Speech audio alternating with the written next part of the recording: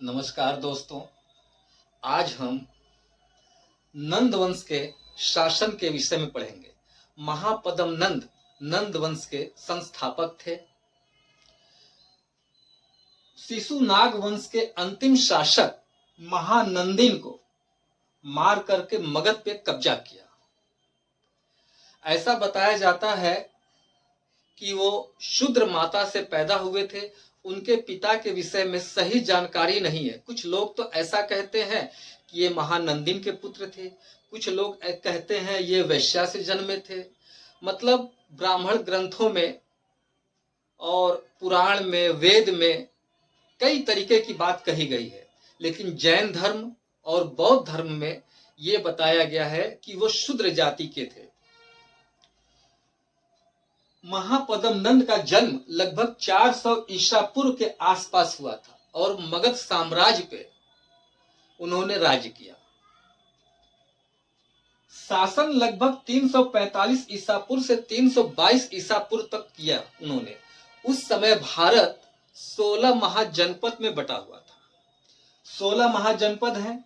मगध, जिसकी राजधानी पाटलिपुत्र थी, काशी, जिसकी राजधानी वाराणसी थी, कौशल, जिसकी राजधानी श्रावस्ती थी, वृज्जी, जिसकी राजधानी वैशाली थी, मल्ल, जिसकी राजधानी कुशीनगर थी, चेदी, जिसकी राजधानी शोरपर थी, वंश, वच्छ, जिसकी राजधानी कौशाम्बी थी, कुरु, जिसकी राजधानी हस्तिनापुर थी, और पांचाल, जिसकी राजधानी कंपिता थी, मच्छ, जिसकी राजधानी विराटनगर थी, और शूरसेन, जिसकी राजधानी मथुरा थी, अंग, जिसकी राजधानी चंपा विहार थी, अश्मक, गोदावरी घाटी उसकी राजधानी थी, दक्षिण भारत में यह पड़ता है।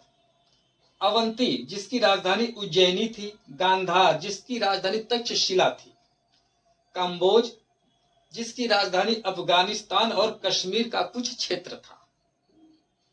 उस समय भारत में पहले ऐसे शासक थे जो गैर क्षत्रिय और गैर ब्राह्मण थे।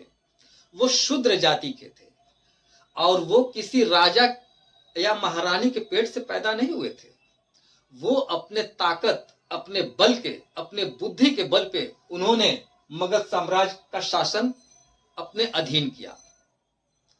और वो इतिहासकारों के अनुसार महापद्म नंद को भारत का प्रथम चक्रवर्ती सम्राट कहा गया। ये जो 16 महाजनपद हैं, इन महाजनपदों के राजा क्षत्रिय थे। सिर्फ मथुरा के राजा यादव कुल के थे, लेकिन सारे राजाओं का संहार कर दिया, मार दिया और एक छत्र राज किया। इतिहासकार के अनुसार उनके शासन में केंद्रीकृत शासन व्यवस्था की नींव पड़ी। वो पहली बार था जो भारत में कोई केंद्रीकृत शासन व्यवस्था हुआ। उनको जो है सर्व छत्रांतक कहा गया। सभी क्षत्रियों का नाश करने वाला एक राट, भारत में अकेला ऐसा शासक जो पूरे भारत पे राज किया हो। दूसरे, उनको परशुराम का अवतार कहा गया। जैसे आप लोगों ने जाना होगा, सुना होगा कि परशुराम को बताया जाता है पुराणों में कि वो अपने समय में क्षत्रियों का पूरा संहार कर दिए थे। तो उसी तरीके से इनको जो है महापद्म नंद को क्षत्रियों का नाश करने वाला बताया गया, परशुराम का अवतार बताया गया, कलयुग का अवतार बताया गया और तमाम उपाधियों से इन्हें विभूषित किया गया। उनके शासन में पहली बार जब केंद्रीकृत शासन व्यवस्था हुई तो जितने भी राज्य थे सब उनके अधीन थे। उन्हीं के आधार पर वो शासन करते थे। जैसे आज दिल्ली के अधीन 28 राज्य हैं, उसी तरीके से वो व्यवस्था थी। वहां से मगध से संचालन होता था पूरे राष्ट्र का। विशाल सेना थी महापद्म नंद के पास, नंद वंश के पास विशाल सेना थी। आइए जानते हैं। 2 लाख पैदल सेना थी, 20,000 घुड़सवार थे, 2,000 रथ, 3,000 हाथी। महापद्म नंद के 9 पुत्र थे। उनमें घनानंद जो है अंतिम शासक हुआ, नंद वंश का अंतिम शासक हुआ।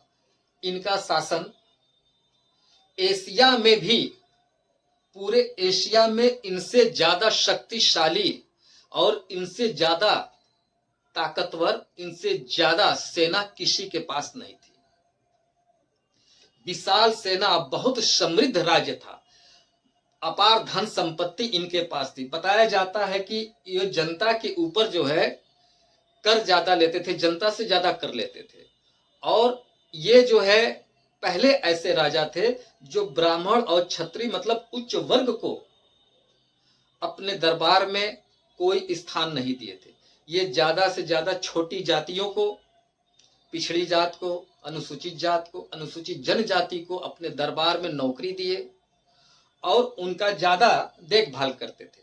और ये वजह था कि उच्च वर्ग के लोग इनको बुरा भला कहते थे, क्योंकि ये शूद्र जाति के थे, तो ज्यादा ध्यान ये जो है छोटी जाति के ऊपर देते थे। घनानंद नंद वंश का एक अंतिम शासक था।